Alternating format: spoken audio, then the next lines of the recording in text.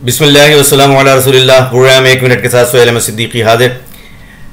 रहबर, रहनुमा, कायद, लीडर, सरबराह कैसा होता है ये सीखिए लीडर चिड़े से।